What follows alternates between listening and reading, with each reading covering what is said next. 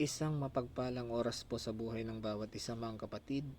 Nais ko lamang pong magbahagi ng salita ng ating Panginoon at ang aking ibabahagi ngayong araw ay pinamagatan kong restoration under the book of Psalm 51 verse 12.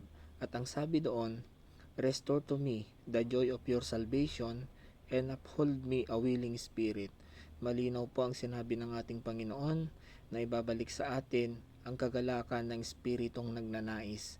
Ano man ang nawala ay kayang ibalik ng Diyos. At kung ano man ang ating kahilingan, kayang ibigay ng Diyos. Ang kailangan lang natin gawin mga kapatid ay sumampalataya at magtiwala sa pangako ng ating Panginoon sa ating buhay. Under restoration, number 1, healing. Marami pong klase ng sakit mga kapatid.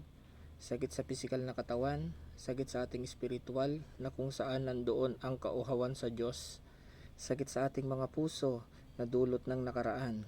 Kung atin hong titignan mga kapatid, kung tayo ay nakakaranas ng sakit karamdaman, agad po tayong nagpapakonsulta sa doktor, which is true.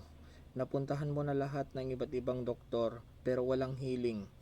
Nakakalungkot po isipin mga kapatid na laging hinuhuli ang Lord na lapitan kapag malala na ang sakit. Atin pong alalahanin ang mga pangako ng Diyos sa Book of Jeremiah 33 verse 6. At ang sabi po doon, "Behold, I will bring it health and healing. I will heal them and reveal to them the abundance, peace, and truth." Malinaw po ang sinabi ng Diyos. The best thing to do, lagi po nating alalahanin ang Diyos at ang kanyang mga pangako. Believe it and you will receive it. Under restoration, number 2, breakthrough. Kung nangangailangan po tayo ng breakthrough sa ating buhay, ang dapat po nating gawin, seek the Lord first, pray without ceasing. Magbahagi po tayo ng salita ng Panginoon, spread the good news. Kung nais mong mabago ang iyong sitwasyon ng iyong buhay at mapagtagumpayan ito, sumunod po tayo sa Panginoon. At ang sabi ng Lord sa kanyang mga salita, under the book of Luke 4 verse 18, "The Spirit of the Lord is on me, because He has anointed me to preach the good news to the poor. He has sent me to proclaim the liberty to the captives and recovery of sight to the blind and release the oppressed." Napakalinaw po ng sinabi ng ating Panginoon na palalayain niya tayo sa kahit anumang sitwasyon at problemang ating dalahin. Magtiwala lamang po tayo sa Panginoon. Under restoration, number 3, miracles. There's a lot of miracles na kayang gawin ng Diyos sa iyong buhay kapatid. Kung tayo ay nangangailangan ng himala, manalig po tayo at magtiwala sa Panginoon. Kapag Diyos ang nangako, siguradong matutupad.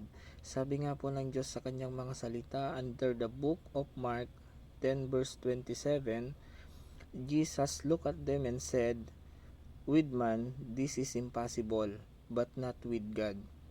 All things are possible with God."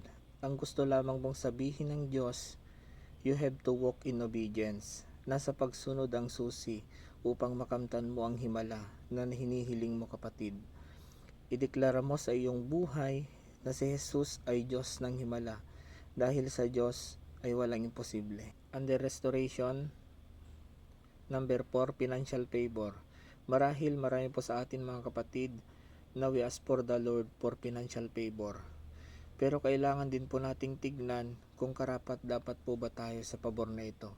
Kasi ang sabi po ng Panginoon sa kanyang mga salita, under the book of Matthew 6 verse 33, "But seek first the kingdom of God and His righteousness, and all things shall be added unto you." Malinaw po ang sinabi ng Lord na unahin siya sa lahat ng bagay at ang pagpunta sa kanyang bahay panambahan. Not only in Sunday service. Marami pong gawain ng Lord. Meron po tayong Bible study, prayer revival, at family altar. Palagi po nating tandaan na nasa pagsunod sa Diyos upang makamtan natin ang pabor. Obedience is the key. At ang panghuli, under restoration, number 5, answered prayer. Lahat po tayo ay may kanya-kanyang panalangin mga kapatid. Kung ito man ay healing, breakthrough, miracle, financial favor, o answered prayer. Our Heavenly Father finds great joy giving your answered prayer. Pero paano nga po ba natin makakamit ang ating mga answered prayer? Ang sabi po ng ating Diyos sa kanyang mga salita under the book of Psalm 66 verse 19, "But God has surely heard, He has attended to the sound of your prayer." At ganun din po ang sabi ng Diyos under the book of Mark 11 verse 24, "Whatever you ask in prayer, believe that you have received it and it will be yours." Ang ganda po ng sinabi ng ating Panginoon. Ang kailangan lang daw po ay magtiwala at manampalataya sa Kanya. Kung naniniwala kang tunay, ibibigay ito sa iyo ng Diyos. Yan lamang po ang mga kapatid. I hope na bless po tayo. Purihin ang Panginoon.